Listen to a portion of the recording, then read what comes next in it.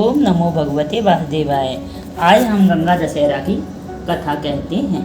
इक्ष्वाकु वंश के सम्राट दिलीप के पुत्र श्री भागीरथ नाम से विख्यात हुए।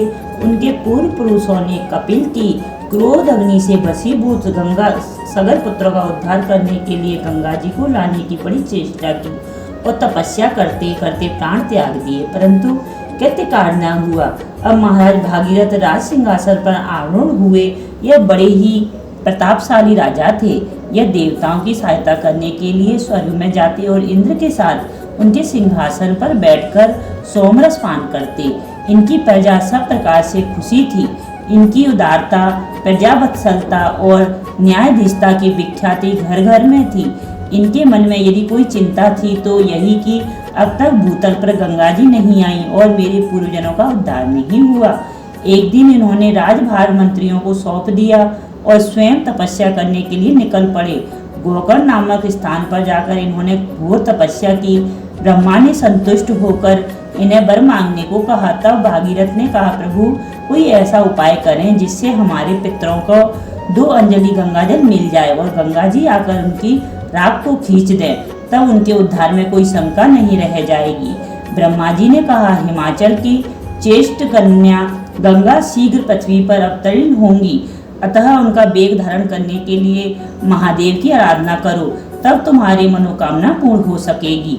तत्पश्चात पैर के एक अंगूठे पर खड़े रहकर उन्होंने 1 वर्ष तक शिव जी की आराधना की। भगवान शंकर उन पर प्रसन्न हुए और उन्होंने गंगा धारण की बात स्वीकार की। उस समय गंगा प्रबल वेग से शिव के सिर पर गिरने लगी। वे मन में ऐसा सोच रही थी कि अपने प्रबल वेग से बहाकर शंकर जी को भी रसातल में ले जाऊं। महादेव उनके मन की बात जानकर बड़े कुपित हुए और अपने जटाओं में उन्हें छिपा लिया। गंगा जी चेष्ट करके भी बाहर ना निकली सकी। भागीरथ ने शंकर जी की बड़ी प्रार्थना की। तब कहीं उन्होंने गंगा को निकालने का बिंदु सरोवर की ओर छोड़ दिया। इसी से गंगा की 7 धाराएं हो गईं। उनमें से एक ने ही भागीरथ का अनुगम किया।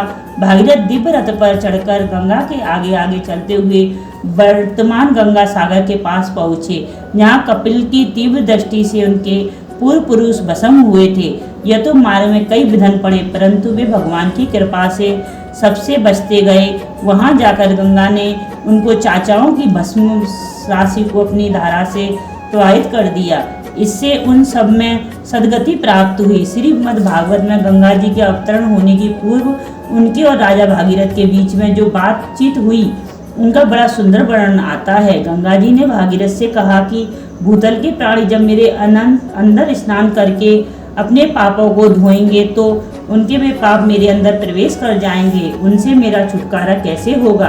राजा भागीरथ ने गंगा जी के प्रश्न का जो उत्तर दिया, उसे साधुओं की आगाम महिमा प्रकट होती है। भागीरथ ने कहा, जिनकी विषय वासना निर्मल हो गई है और जो शांत ब्रह्मनिष्ठ एवं संसार को पावन करने वाले ऐसे महापुरुष जब तुम्हारे अंदर स्नान करेंगे तो उनके अंग स्पर्श से तुम्हारे अंदर प्रविष्ट हुए सारे पातक धुल जाएंगे, क्योंकि सारे पातकों का नाश करने वाले श्री हरि उनके हृदय में सदा विराजमान रहते हैं। जय जय श्री राधे, जय जय श्री राधे, जय जय श्री